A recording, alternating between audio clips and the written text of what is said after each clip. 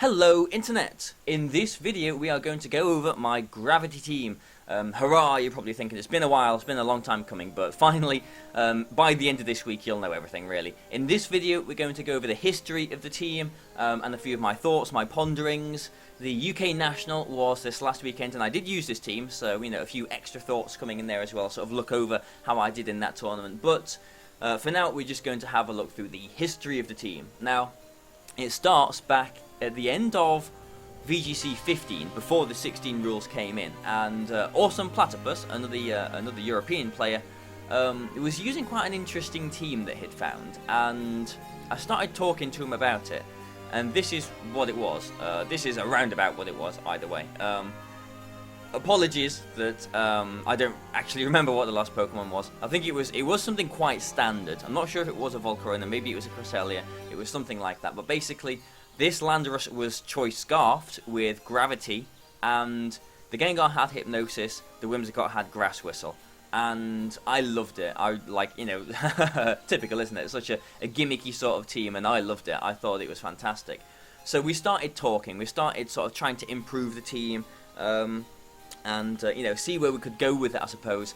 And we ended up sort of splitting off into different directions. This is, I think, anyway, this is what he ended up using. I think in one of the regionals at the end of the 15 season as well.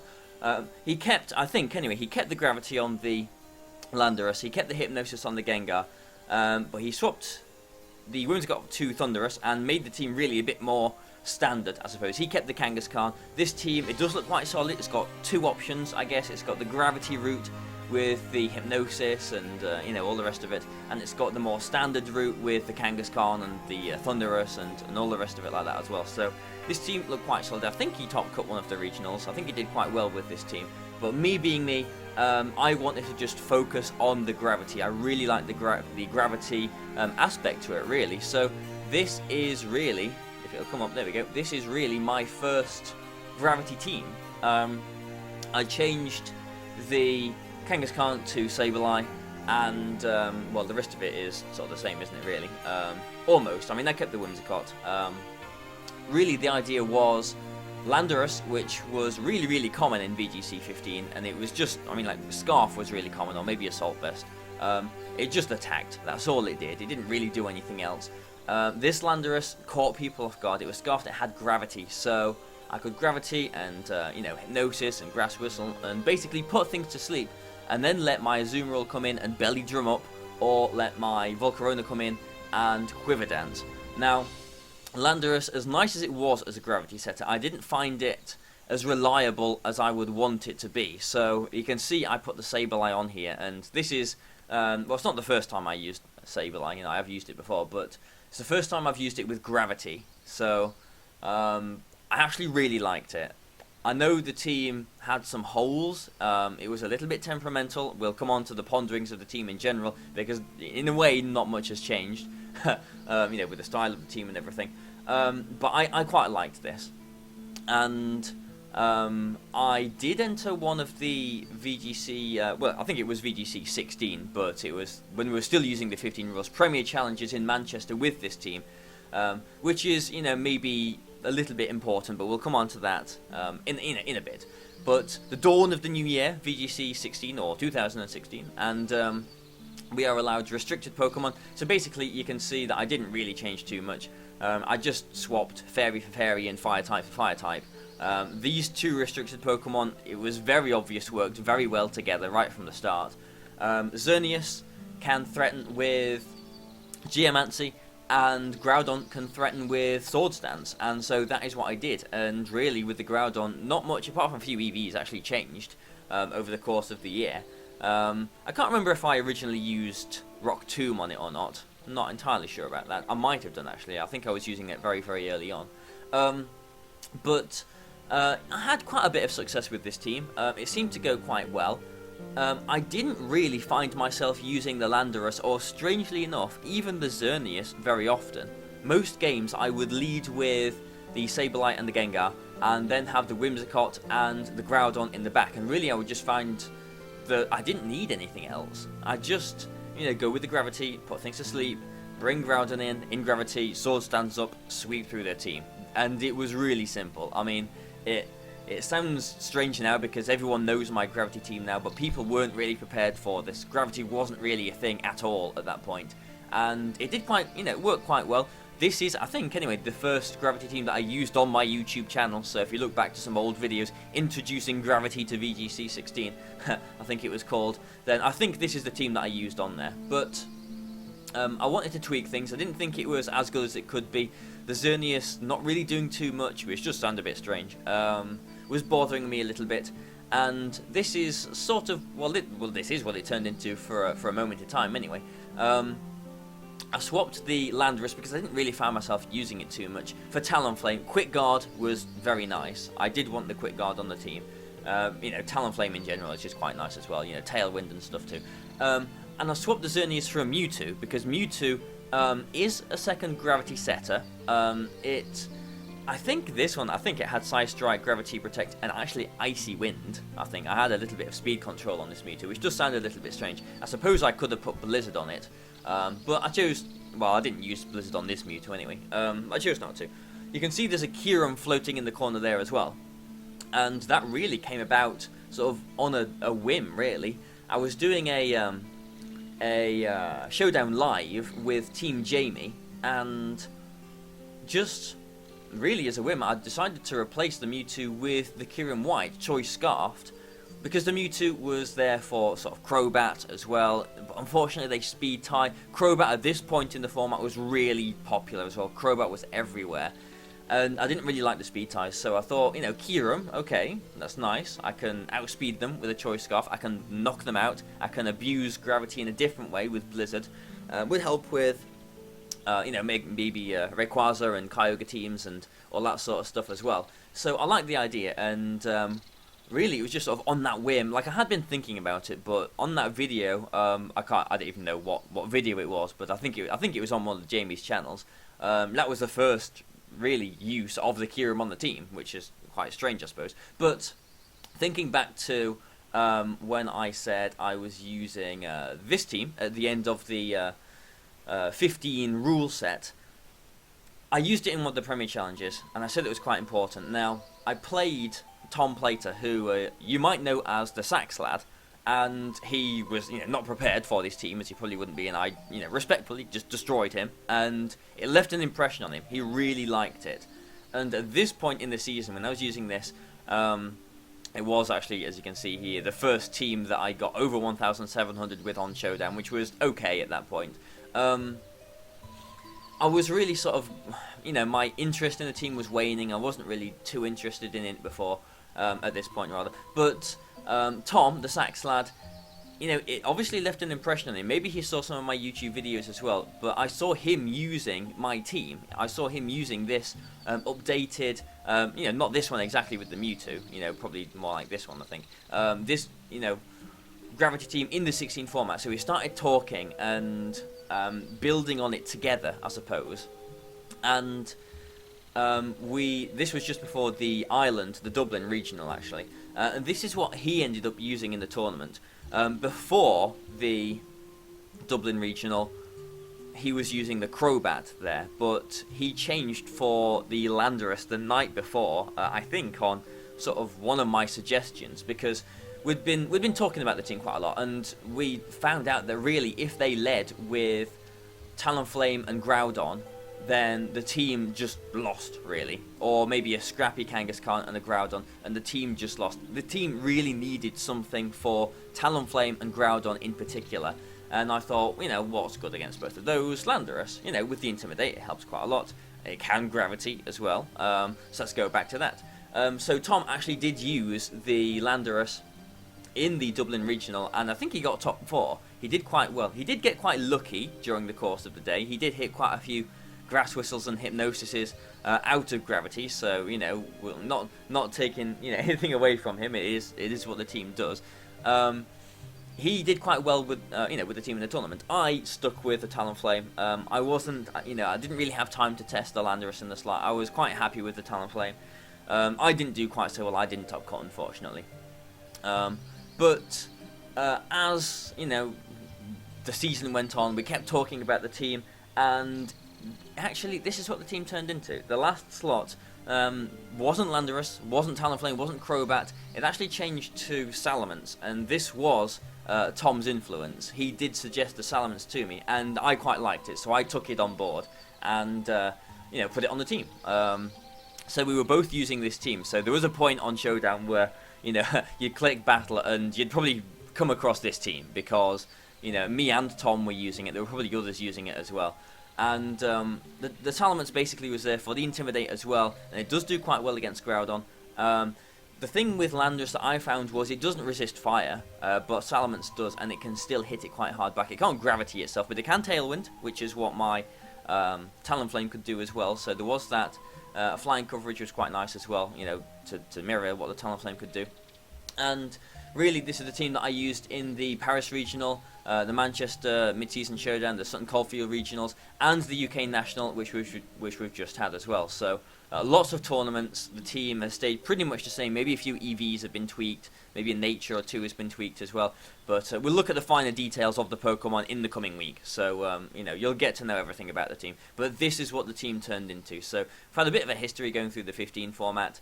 The Azumarill, Belly and Volcarona, and how we ended up here. But now let's have a look at what has just happened. Because for the UK Nationals, this last weekend. Now, I know a few people will probably sort of sigh and shake their head thinking, oh, he didn't use that team at Nationals and all the rest of it. I actually felt really good. I did win the Premier Challenge the week before to get my invite, so thank goodness I didn't actually need any points from Nationals. That was quite good. And Nationals was best of 3 as well, and I know that the team is very odds based, but normally it's in my favour slightly, I think. So maybe if they don't get the 1 in 3 sleep, then I will win the game. And in best of 3, there's more chances for the odds to go in my way. So I actually felt pretty good. My best finish of the season so far was from the Paris Regional as well, and that was the only best of 3 tournament that I'd entered in the year as well. So I was feeling pretty good. Here's a picture of me playing, and here's a picture of me standing, and here is, unfortunately, very small, so hopefully you can't see it, the rating, my score, basically, that I finished with. Not very good. I was disappointed. It's not great, is it? You can see how I progressed here as well as the rest of the scores.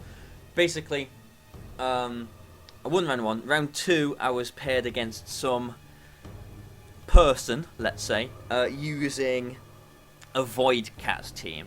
The assist cats, whatever you want to call it, with the Lucario and the Ditto and all the rest of it, and it was not a fun game. He won game 1, I won game 2, and he won game 3. Because basically, the sleep turns weren't that huge really. It was that he kept swaggering me as well, and as I woke up and as I was going to knock out his Lipad, I hit myself in confusion, so I was really annoyed about that. But I won round 3, I won round 4, I won round 5, so I was 4-1, and I was actually feeling pretty good at that point. The next round, I was paired against what I feel one of my toughest matchups, especially considering the little tweaks on his team that he had. It was really hard for my team, and I lost that one. The next game, I won, thank goodness, although my opponent probably should have won. He did make a pretty bad misplay in the second game, although he did get very lucky in the first game. So we're 5-2, and we're 2 rounds away from the end of the tournament, and I'm feeling pretty good, actually. The next round, the first game, I win quite convincingly in the first game. The second game, I threw it. I threw the game. In the first game, I'd established his Kangaskhan did not have Sucker Punch. And in the second game, basically what had happened was, turn 1, I got my Gravity, and he knocked out my Sableye. I had my Gengar sitting there, Mega Evolved. He had Groudon and Kangaskhan. I could bring in my Groudon. I Hypnosised his Groudon, and basically Swords Dance with my Groudon. His Kangaskhan got a critical hit return on my Groudon, which put me down to about 20%. And in my head, that sort of sent off alarm bells saying, you're in Sucker Punch range now. And I just completely overlooked the fact that, this was probably at 9, 10 o'clock at night at this point, so it had been a really long day. I just overlooked the fact that I already knew he did not have Sucker Punch, and I started dancing around a Sucker Punch which didn't exist. What I could have done was just Hypnosis the Kangaskhan and Precipice Blades through his entire team, and I would have won that game. Like, it's really simple. As it played out, he did get quite lucky in that second game as well, because I brought my Whimsicott in to, put the Kangaskhan to sleep before it could Sucker Punch me, in my head sort of thing. And really, his Groudon, as long as it didn't get a second turn wake up and win the speed tie on my Groudon, then I would have won the game even still. But he got it, of course, and won the game, and then he won the third game as well. He led better in the third game. So yeah, I was really annoyed about that, as you can tell, because I would have been 6-2, I would have been playing for a place in the top cut basically. In the last round, I had the most ridiculous amount of bad luck go against me at the end of the second game. I won game 1, game 2, I just needed to hit my Rock Tomb, 95% accurate. I did have a Grass Whistle out of gravity as a little bit of insurance as well, but I missed both of them. I missed the Grass Whistle and I missed the Rock Tomb. And I lost the third game as well there as well. So these last 2 games were very, very, very annoying. But I don't want to dwell too much on Nationals. I probably waffled on too much about that. But, well, I don't know. Maybe it's a good thing I waffled on, because it gives you a bit more context for my ponderings, which are about to come. So, the team is, and I'm sure you guys probably already know these things just by watching my team, but it's really, really, really fragile. Like I was on about in that last game, the second to last game, where I was sort of dancing around a Sucker Punch which didn't exist, and I knew it didn't exist.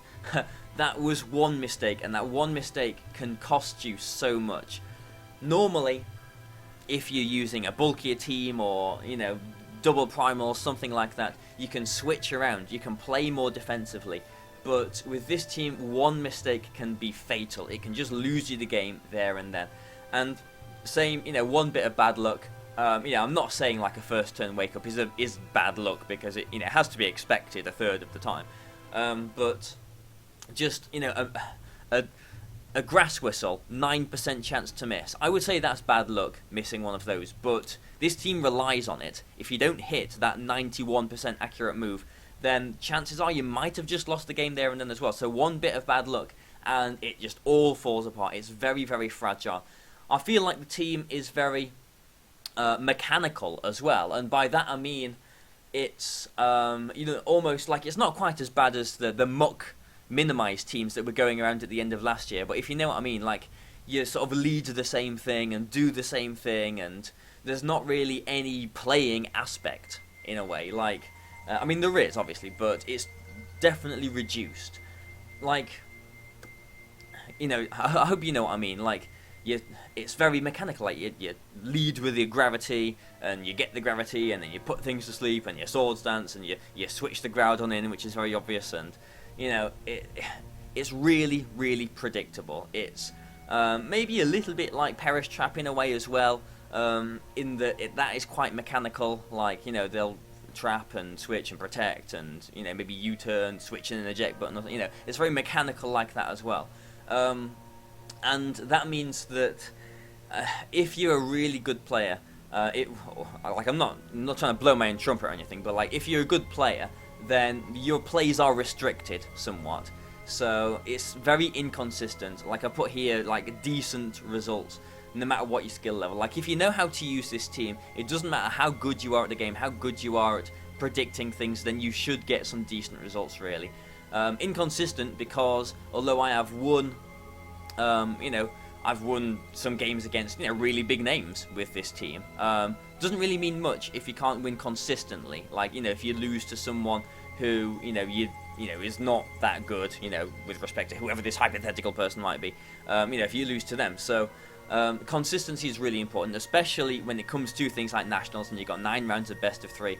So I don't feel like the team is consistent, which is really a big thing. But I suppose on the other side, the team has got huge potential. Like it can, in theory, can beat pretty much anything. If you hit your Grass Whistles out of gravity, if you hit all of your moves, if they stay asleep for 2 turns, and don't get a first turn wake up, then there's a good chance that you're going to win. But like I was just saying, it doesn't always happen like that.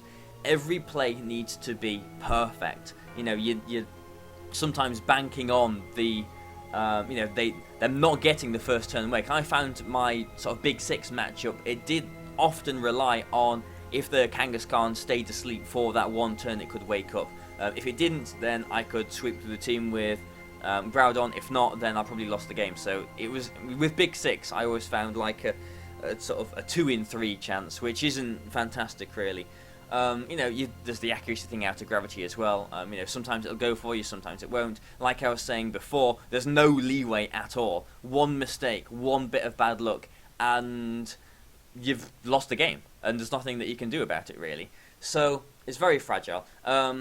Alex, who won the UK National just yesterday, in his sort of post-game interview, he was talking to Marcus about how he had swapped his Bronzong double primal team to the Cresselia team, and he said that he found that he needed to make the right play with that Bronzong team to win, and with the Cresselia he didn't need to make the right play the whole time, because it's it doesn't matter how good you are, it's almost impossible to make the perfect play the whole time. So that new team that he used gave him more leeway. There's no leeway with this team at all. So it's quite temperamental. It's very fragile. I can see why people didn't really like this team, didn't really enjoy this team too much. But it was enjoyable to use, I suppose, while it lasted. While it lasted. I think the fact that another thing that isn't on this slide, a thing that sort of worked against the team as well, was the fact that I did use it on YouTube, and maybe obviously he could do if he wanted to, but Tom used the team as well, so it wasn't just me using it. The team was out there, the team was known. Like, Tom did actually grind out on Choda and get to first place on the ladder at one point with this team, so it became known. If I'd kept the team under wraps, obviously it would have still fallen to the how fragile it is and all the rest of it. It would have still had the fundamental problems, but maybe people would have been less prepared for it. Maybe there would have been less scrappy Kangaskhan around. I think this team probably brought about the resurgence of scrappy Kangaskhan instead of in the focus. I do believe that. So I don't know how things would have gone if I'd kept the team hidden or whatever, but it doesn't really matter. With this team, I did get my Worlds invite. I did get the invite before Nationals, so take from that what you will about the state of the point system, I suppose. But either way, I'll be going to Worlds, or I should be anyway. If I'll be using this team or not, probably not. I hope not. But you never know, do you? No, I really hope I won't be using this team. So, there you go. We've had this history. We've had a few of my ponderings of the team. Next time, tomorrow, we're going to go over some of the Pokemon. We're going to look at Sableye and Groudon, look at the EV spreads, natures, and all the rest of it.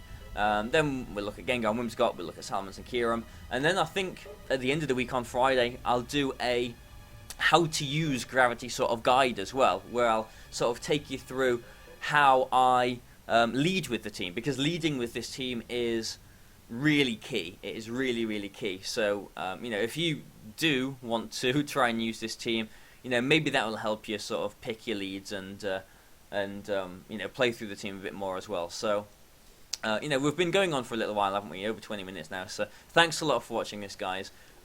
Stay tuned. The rest of the week, we'll have proper analysis on the team. This has just been a bit of a history and a few of my thoughts. Maybe things would have worked out a bit different for me. I mean, it is frustrating because, I was on about in that second to last game at Nationals, I guess my concentration just went. If I had won that game, and then, who knows who I would have been paired with in the last round. I would have been 6-2. If I'd won that game, I would have top cut, and, this video would be a lot more positive, wouldn't it? So, it's not entirely the team's fault. I mean, I did make a few mistakes, and I suppose, thinking back to, let's go back to this slide, how fragile it is.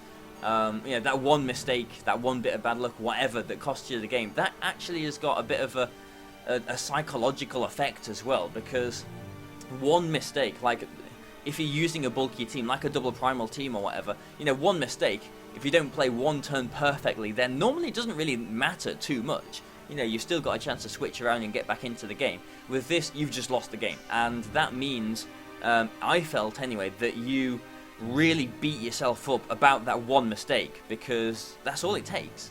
Really, that's all it takes. And I suppose because the one bit of bad luck, you know, this one grass whistle miss or something can cost you a game as well, then that one bit of bad luck can, you know, you can really start focusing on the, you know, how unlucky you've been, and it's really not a healthy place to be as well. So there are psychological aspects to you know, downsides to this team as well, and using it. So I don't know. I mean, I'll probably, well, I mean, I will have more insight on this team than anyone else. I've been using this team longer than anyone else. It is my team, obviously, so you know, I know this team inside out. I know what it can do to you. I know it's not a pleasant team to use sometimes, but you know, like I said on this video as well, it can beat anything. Like, the potential is there. So I don't know. It's really a double-edged sword, this team. But you know, let's really stop waffling on now. So this is what's coming up. Yeah, the rest of the team, in-depth look, how to use gravity. Thanks a lot for watching this, guys. Please like, share this if you want to as well, and goodbye for now. Stay tuned.